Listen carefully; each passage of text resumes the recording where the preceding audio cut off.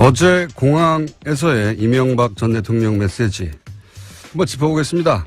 더불어민주당 적폐청산위원장 박범계 최고위원 연결됐습니다. 안녕하십니까? 네, 안녕하세요. 네, 어제 공항 메시지 들으셨죠? 직접? 예, 들었습니다. 네, 간단하게 총평해 주시면요. 글쎄 이제 정치보복, 감정풀이, 자유한국당이 지난 몇 달 동안 일관되게 해왔던 얘기들하고 똑같은 그런 궤를 같이 하는 그런 얘기인데요. 전에 이명박 전 대통령은 그냥 퇴행적 시도라는 발언으로 대응을 하다가 이제는 이제 정치보복으로 그 프레임에 이제 올라탄 건데 그만큼 절박해졌다. 본인을 겨루는 검찰의 칼끝이 턱 밑까지 왔다라는 것을 인정하는 그런 상황이 아닌가 하는 생각이 듭니다. 이건 어떻습니까? 이동관 네. 전 홍보수석은 이렇게 얘기를 했어요. 전체 댓글 가운데 0.9%인데 법원은 절반만 받아들였기 때문에 0.45%의 문제에 불과하다. 예. 이렇게 주장했는데, 예. 예, 그 당시 아마 전체 댓글에 한 7,100건 정도. 예.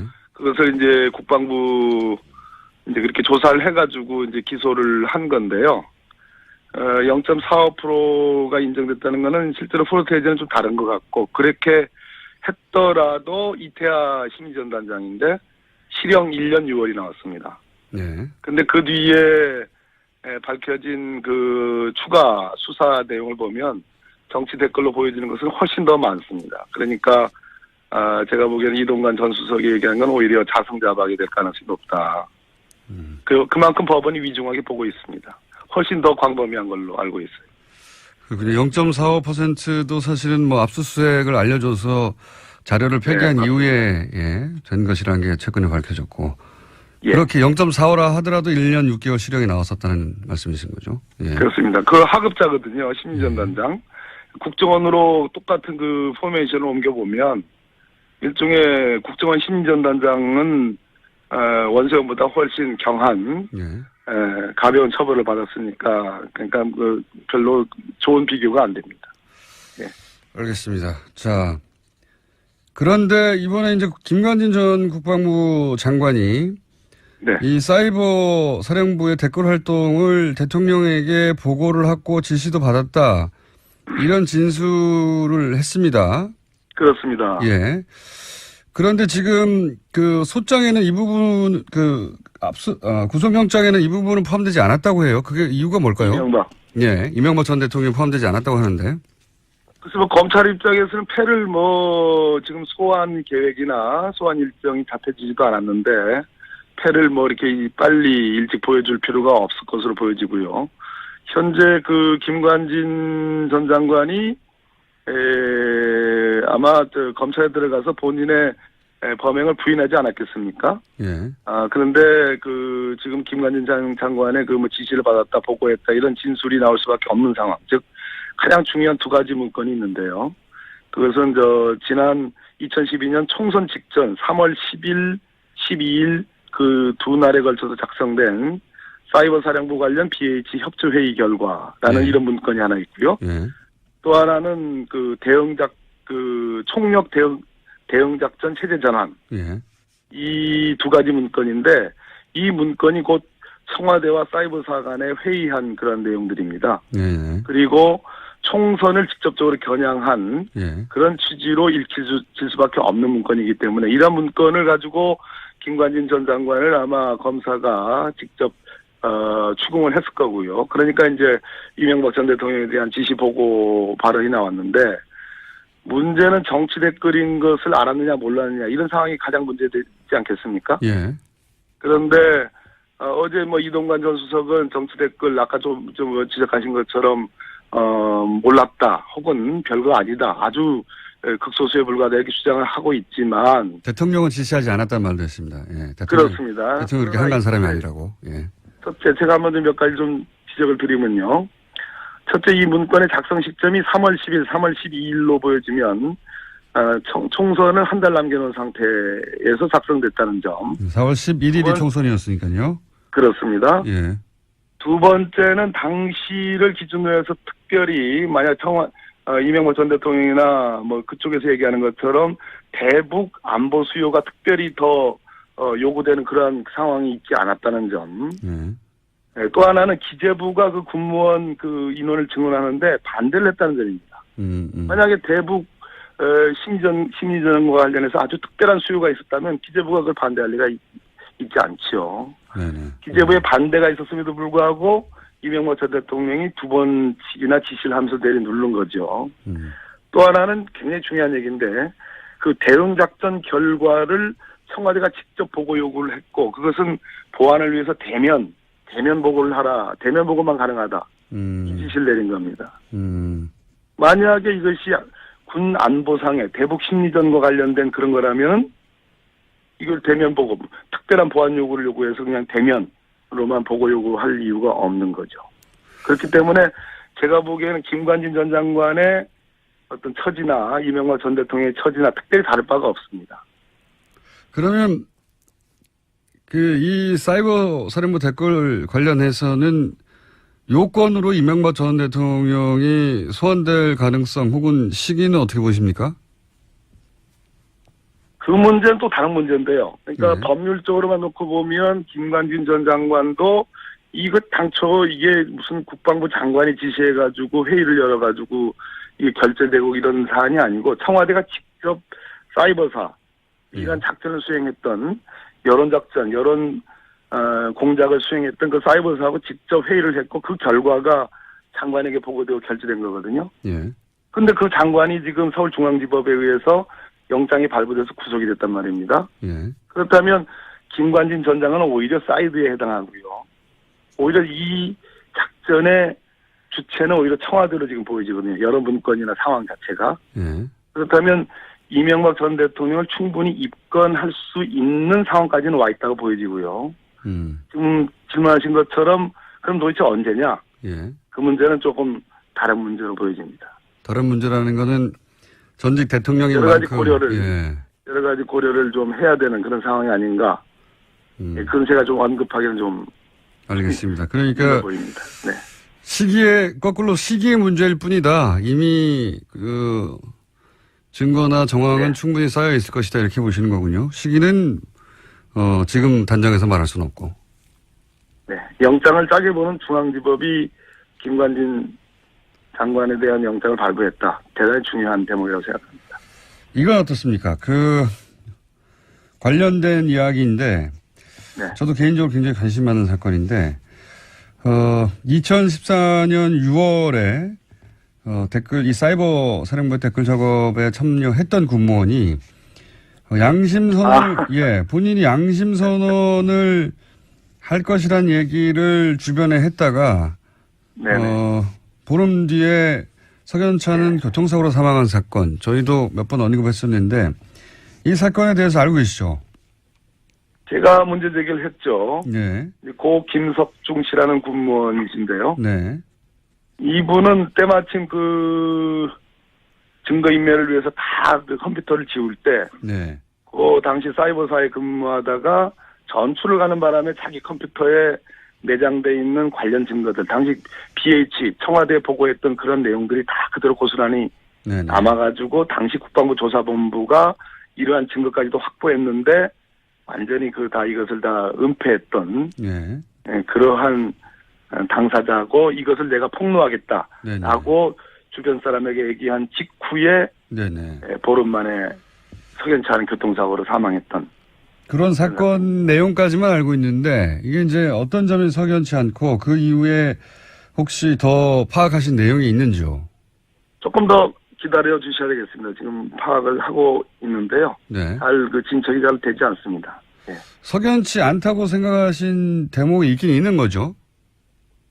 당연하죠. 그러니까 증거가 고스란히 남겨져 있는 그 당사자였고요. 그분이 그 당시 사이버사령부의 김기현 과장이라고 총괄과장한테 나 이거 폭로할 거야. 참을 수 없어. 이런 얘기를 한 직후에 대구병원으로 전출이 갔는데 그러고 나서 보름 만에 교통사고로 사망을 했으니까요. 뭐 교통사고도 뭐 우연히 일어날 수 있긴 합니다만 유가족들도 여기 대해서 혹은 뭐 그때 사고의 정황 혹은 뭐 사고를 일으킨 사람에 대한 어떤 처벌 등등 여러 가지 석연치 않은 점이 있다고 생각하시는 거죠? 예. 그 부분을 조금 더 접근을 하고 있습니다. 알겠습니다. 조금만 기다려 주셨으면 좋겠습니다. 알겠습니다.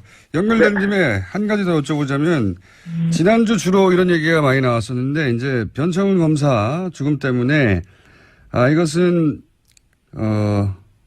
검찰의 과도한 무리한 수사 때문이다. 이런 프레임이 지난 한 주 굉장히 많이 보수 매체를 중심으로 퍼졌었고 그러다 보니까 이제 윤석열 서울중앙지검장 이 수사를 맡으면 안 된다. 수사팀을 교체해야 된다는 얘기가 상당히 많이 대두됐습니다. 이 대목에 대한 입장은 어떠십니까? 그 부분은 제가 뭐 누차 강조를 했는데요. 결국은 만약에 지금 시점에 와서 제가 보기에는 거의 전체 적폐청산 수사에 한 7, 8알이 다 왔는데 지금 이것을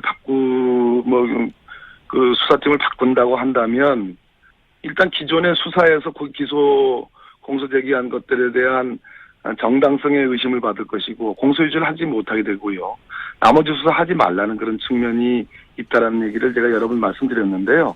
더욱 중요한 것은 사법 방해와 관련된 것은 방해를 받은 당사자가 가장 수사를 잘 할 수 있고 공소유지도 가장 잘 할 수 있습니다. 내용도 제일 만약에 그렇다고 그래가지고 감정을 넣어가지고 그 보복적인 심리로 한다. 그렇게 된다면 모든 검찰의 수사라는 것은 그 공무집행방해라든지 사법방해 수사는 다 그런 측면이 있습니다. 근데 그걸 가지고 침소봉대해서 한다는 것은 저는 맞지 않다 이런 생각을 갖고 있습니다. 실제 이 과도한 수사, 무리한 수사가 있었다고 보십니까? 그랬으면 지금 난리가 났었을 겁니다. 그렇지 않고요. 지금 알려진 여러 가지 상황보다는 훨씬 더 동시에 일제히 압수수색을 했던 거고 충분히 고인에 대한 그 가족에 대한 배려까지도 충분히 하고 아이들이 등교한 이후에 압수수색이 실제로 시행됐다는 것을 알고 있고 지금 알려진 것보다는 훨씬 더 다른 사정이 있다. 검찰에게 절대 그 책임을 물을 수 있는 그런 상황이 있지 않다라는 말씀을 드리겠습니다. 알겠습니다. 오늘은 여기까지 하고요. 네네. 의원님 법무부 장관 언제 되십니까? 그만하세요. 네, 되실 때까지. 잘 돼가고 있습니까? 되실 때까지 여쭤보는 걸로 하고. 오늘 말씀 감사합니다. 네, 감사합니다. 예, 더불어민주당 적폐청산위원장 박범계 의원이었습니다. 제가 보기에는 이동관 전 수석이 얘기한 건 오히려 자성자박이 될 가능성이 높다. 그만큼 법원이 위중하게 보고 있습니다. 훨씬 더 광범위한 걸로 알고 있어요.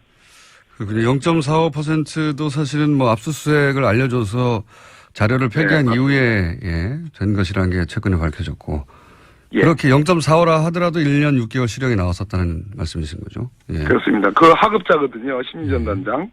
국정원으로 똑같은 그 포메이션을 옮겨보면 일종의 국정원 심리전단장은 원세훈보다 훨씬 경한 가벼운 처벌을 받았으니까 그러니까 별로 좋은 비교가 안 됩니다. 예. 알겠습니다. 자, 그런데 이번에 이제 김관진 전 국방부 장관이 이 사이버 사령부의 댓글 활동을 대통령에게 보고를 하고 지시도 받았다. 이런 진술 문건이 하나 있고요. 또 하나는 그 총력 대응작전 체제 전환. 이 두 가지 문건인데 이 문건이 곧 청와대와 사이버사 간에 회의한 그런 내용들입니다. 그리고 총선을 직접적으로 겨냥한 그런 취지로 읽힐 수밖에 없는 문건이기 때문에 이런 문건을 가지고 김관진 전 장관을 아마 검사가 직접 추궁을 했을 거고요. 그러니까 이제 이명박 전 대통령에 대한 지시 보고 발언이 나왔는데 문제는 정치 댓글인 것을 알았느냐 몰랐느냐 이런 상황이 가장 문제되지 않겠습니까?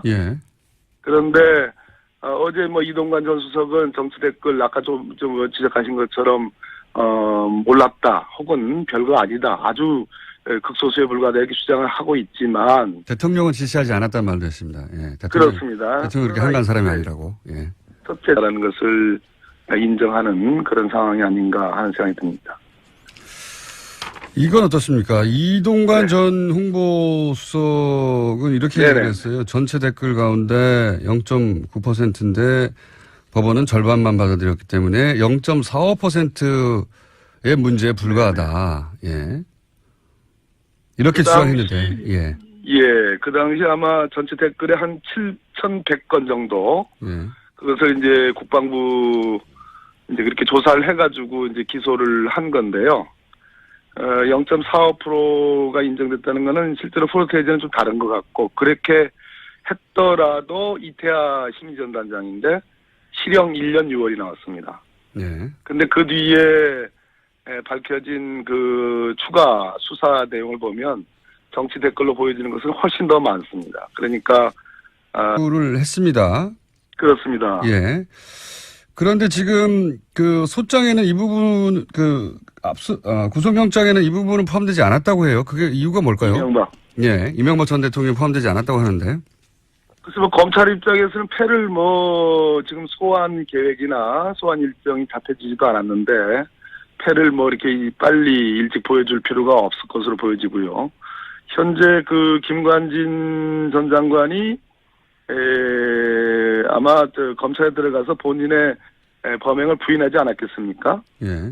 그런데 그 지금 김관진 장관의 그 뭐 지시를 받았다, 보고했다 이런 진술이 나올 수밖에 없는 상황. 즉 가장 중요한 두 가지 문건이 있는데요.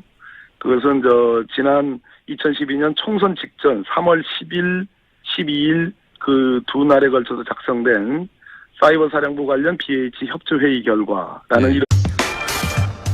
어제 공항에서의 이명박 전 대통령 메시지 한번 짚어보겠습니다. 더불어민주당 적폐청산위원장 박범계 최고위원 연결됐습니다. 안녕하십니까? 네, 안녕하세요. 네, 어제 공항 메시지 들으셨죠? 직접? 예, 들었습니다. 네, 간단하게 총평해 주시면요. 글쎄 뭐 이제 정치보복, 감정풀이, 자유한국당이 뭐 지난 몇 달 동안 일관되게 해왔던 얘기들하고 똑같은 그런 괴를 같이 하는 그런 얘기인데요. 전에 이명박 전 대통령은 그냥 퇴행적 시도라는 발언으로 대응을 하다가 이제는 이제 정치보복으로 그 프레임에 이제 올라탄 건데 그만큼 절박해졌다. 본인을 겨루는 검찰의 칼끝이 턱 밑까지 왔다.